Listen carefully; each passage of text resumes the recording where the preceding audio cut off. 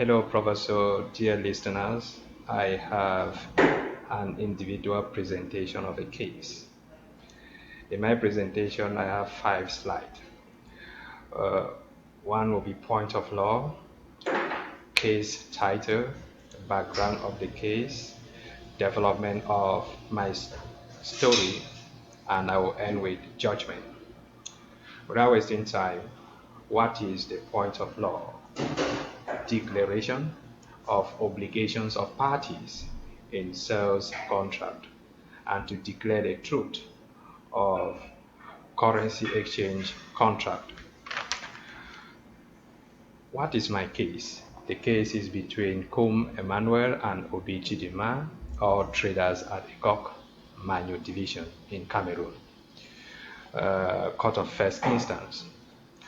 Concerning the background of the case, Cameroon is located in West Africa but belongs to a trade bloc called CIMAC, meaning Economic and Monetary Community of Central African States.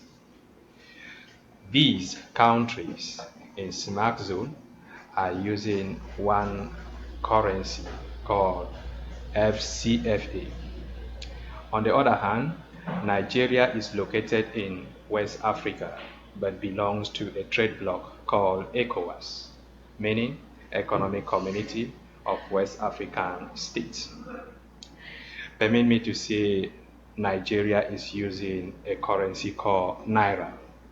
So in my case, we have two parties that are sharing two different nationalities, that is Cameroon and Nigeria, but all trading in Cameroon, precisely at the COC. Concerning the development of the story of my case, these two parties, Kum Emmanuel and Obi Chidima, were involved in a simple sales contract where the obligation of Kum Emmanuel, that is the seller of cocoa, was to supply cocoa, and the obligation of Obi Chidima, that is the buyer, was to pay the price of cocoa worth 300,000 francs CFA. The condition of payment was based on COD, meaning cash on delivery, meaning the good will only be paid after it reaches the buyer. The error in the sales contract is that when Kum Emmanuel delivered good to the buyer, that is Obi Chidima, the supplied cocoa was kept or stocked at Obi Chidima's warehouse. The payment carried out using Naira when exchange rate between Naira and francs CFA were not favorable to the seller at ECOP during that period. When Kum Emmanuel, that is the seller, refused to take Naira, Obi Chidima did not give the 300,000 francs CFA nor return the good. This is where things got worse. If you were the one, what action could you have taken? If the seller of cocoa sued Obi Chidima to the municipal court, precisely Court of First Instance in Manyo Division, the buyer Obi Chidima must pay the price of cocoa in francs CFA because of two reasons. One, that Obi Chidima is a Cameroonian based at ECOC, which exists under CIMAC and not Nigeria, which is under ECOWAS, meaning CIMAC legal tender is solely FCFA. The price must be paid in terms of francs CFA and not Naira.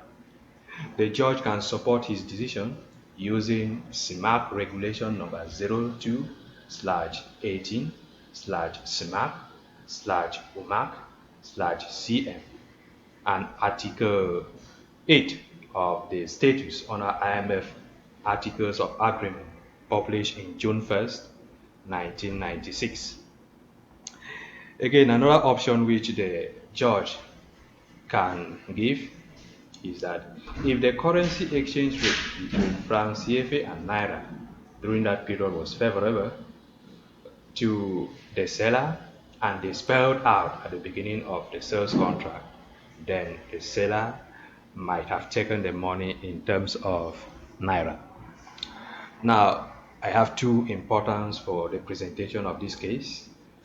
The first is that in a sales contract, two parties, the buyer and the seller, must fulfill their obligation. The seller must supply the good and the buyer must pay the price. Not only paying the price in this case, but paying it in terms of francs CFA and not naira.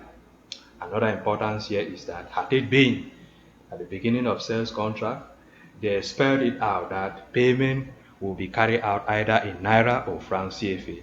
The seller would have taken the money in terms of naira. It is here that I end my presentation. Thanks for listening. Cheers.